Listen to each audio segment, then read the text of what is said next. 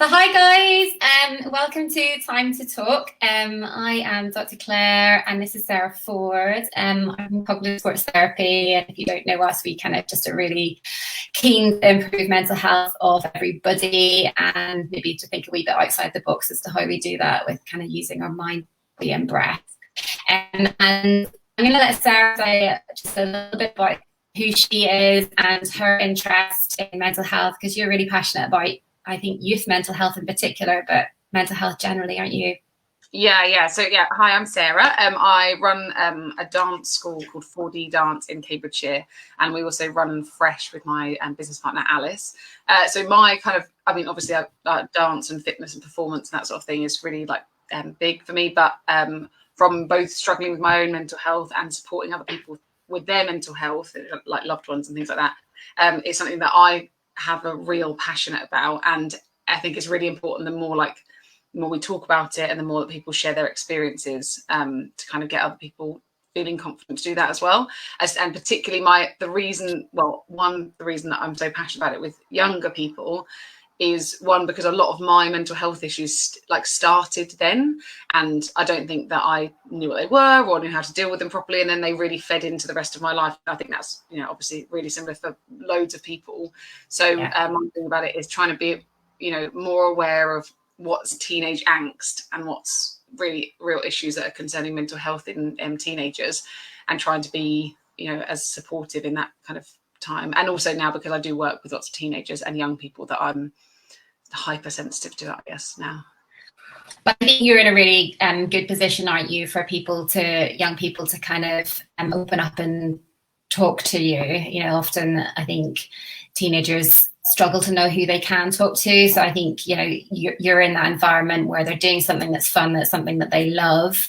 They clearly trust you, and, you're in that kind of position, really privileged position actually with young people to be able to be a good adult role model for them to be able to talk to, and someone who's going to listen to them and not judge them, and which I think is maybe lacking a little bit in other environments.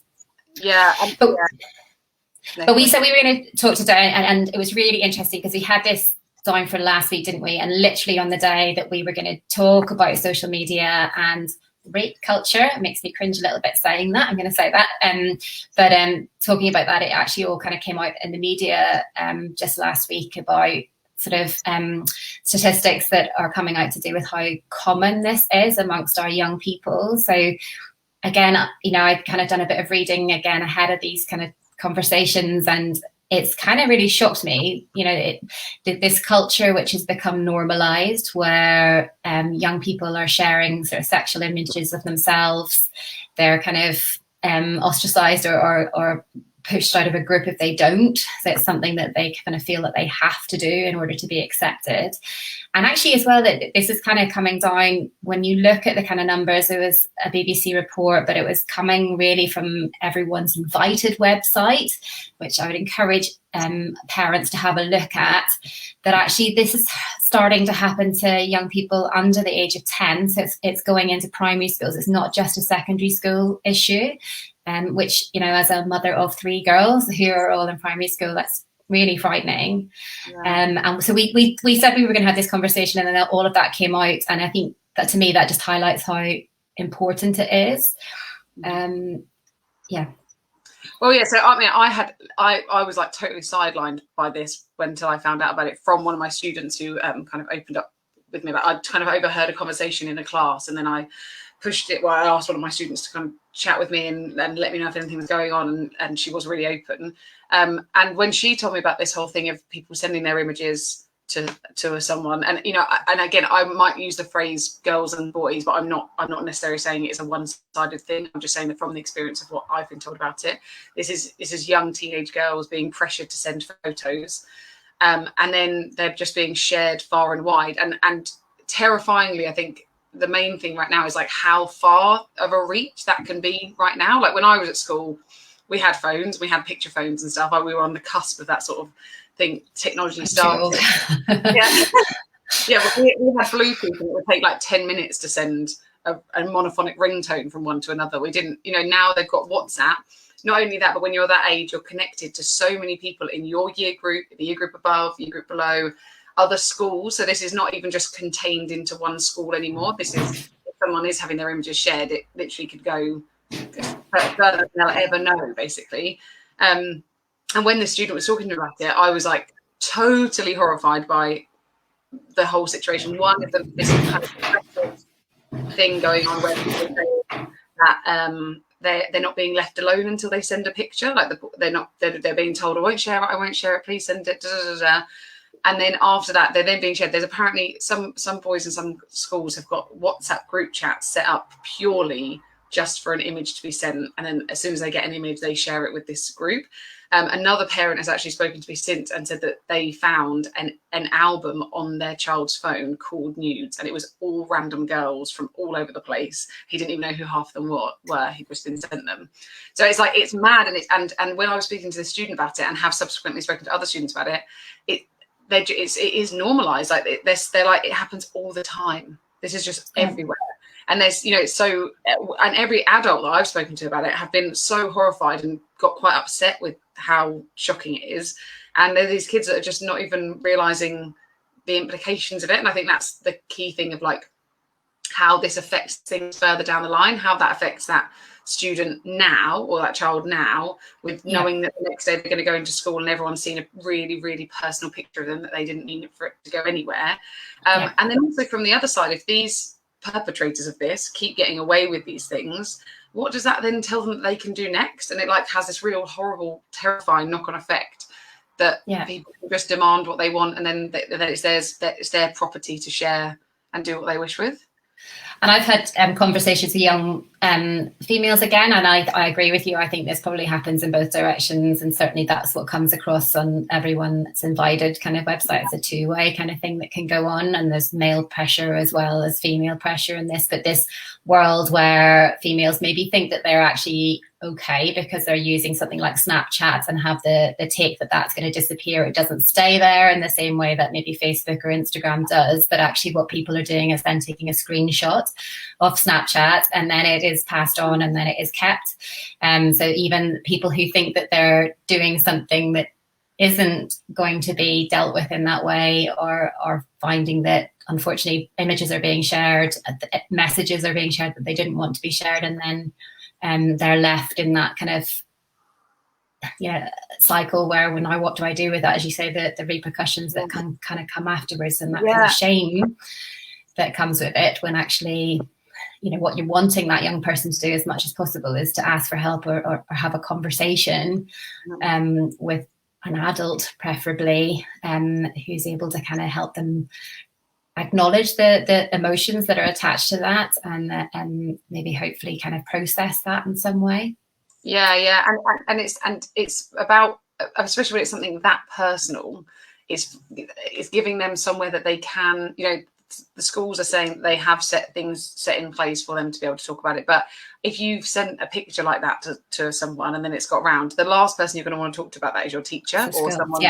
That's just not where you want to go with it. There's it needs to be kind of other areas that they can divulge that with, because it's such a big, really personal thing. And I mean, I've spoken to a few people who are my age about this, and we've talked about situations that happened in secondary school where you said something stupid or you did something stupid, or but back then it would just disappear. It was like gone. It would be forgotten about, wouldn't it, eventually? Totally, because it would be the next thing the next day that somebody would hear about. And now there's no getting away with it in any sense. They can post anything, write a comment, put a video up, put a message in a private chat with someone, and literally anything that is done via their phones or via the internet can be saved forever. And it's really not just with this awful thing with images, but we all said stuff stupid when we were that age as well. And now it means that it's kind of like it's in this time capsule that could possibly come back and, bite them later down the line if somebody chose to save it. And, anyway, sorry, I digress. No, you don't. I mean, the word that comes to the word that comes to mind for me is respect, isn't it? It's that kind of thing of whenever you're in a relationship with someone, that the key thing in this should be respect. And if the other person, be that another female or be that a male or a partnership, then what is appropriate is to have respect within that relationship. And I think, you know, I was trying to think before this to what's the takeaway message. We try and do this as a nugget. It's not a big long conversation, so people don't get bored and switched off. What's the takeaway? And again, there's something about education. So I think for parents to be aware that it's happening and to maybe check out everyone's invited and other kind of resources that are out there to know that it's there. I think you, before we came on air, was talking about just, you know, as a parent, being able to have those conversations being really important and trying to hold back that shock, because that's not what that young person needs. They need to feel like you're not judging them, you're not angry with them, you are there as a safe place to have these conversations and talk about what's happening and work out what the right way to deal with it is. But I also think there's something, I think you've touched on it a couple of times, is just the repercussions further down the line, isn't it? And I guess helping that young person to understand what a healthy relationship looks like, which does not involve being coerced into sharing images about yourself or personal details, or giving that to someone that you trust and then sending it on to other people, and that's not appropriate within a relationship. Because you know, as you say, further down the line, if that young person holds that as a normal thing within a relationship, and they're going to end up in abusive relationships further down the track. Which it's really the kind of like where it can go from there on both sides is just really, especially when it's being normalized, is when it's not a shocking thing and they don't realize that as it gets worse, it's also bad. I think the thing with parents, or not just parents, but anyone that's in that child's life, be it a sibling, an auntie or uncle, or somebody who is some sort of coach to them, like a dance teacher or a football coach. I think the main thing about it is approaching those tough conversations and the really awkward conversations that surround this, but making sure that as an adult you are starting the conversation in a really empathetic, really calm, really non-judgmental way, and starting to have those conversations from now, even if it feels like maybe they're a bit young, because it's about preventing those things happening further down the line, but also letting that child know, or that teenager know, that if this was to happen, that they can come and talk to you. Because I grew up with 3 older sisters, and so I was in an amazing position, which meant if I did do something stupid and I didn't want to talk to my parents about it because I thought I'd be in trouble, I would always talk to one of my sisters about it, and then they would kind of go, Mum and Dad will be really good about this, they can actually help. And you know, then I could end up talking to adult that I needed the support from. But it's about my sisters, unknowingly to them, had created this safe space of like, we're one of you, it's okay, you can talk to me about stuff. And that's, I think, what every child needs. And whether they've got a sibling or not, parents or teachers or anyone that's an adult in their life needs to kind of do their reading, find out more about this subject, and then be well equipped to be able to see that, yes, even if they have done something, like sent an image and it's been shared around, and you're disappointed or you feel a bit horrified that that's happened, just think first and foremost like how they must be feeling about having to go to school with that every single day, and deciding to take it as a right, we're going to support you through this and then help you get to a better point with it. I think that's my main, I just think that's the most important. I think it's really good already that some students have been happy to talk to me about it. I think that's brilliant. I think it's amazing, and it then has meant that I've then been able to start conversations about it in my classes. But I think we all have, anyone who works with young people, we have such a responsibility to do that. And things, particularly with on the other side of it, with when it is boys either being pressured or doing the pressuring, they need to have a role model that says, that's so not cool, like what are you playing at? But again, that needs to come from that football coach, that rugby coach, that drama teacher, whoever it is that starts that conversation first. Because they look up to them, and if they know it's not cool and they don't like it, then maybe it will make them think a bit more about it. Yeah, and I think like all of these things, just having conversations about what's going on just takes away that power that it has over you. You know, we can get into the conversations about eating disorders, self-harm, suicidal thoughts, you know, big issues that if you as a young person and as an adult, if you're holding that inside your head on your own, hiding in your bedroom with your device, it becomes this massive thing which is all consuming that just takes over and starts giving you intrusive thoughts, it'll stop, you'll stop sleeping, you'll stop eating, you'll stop wanting to go out with your friends.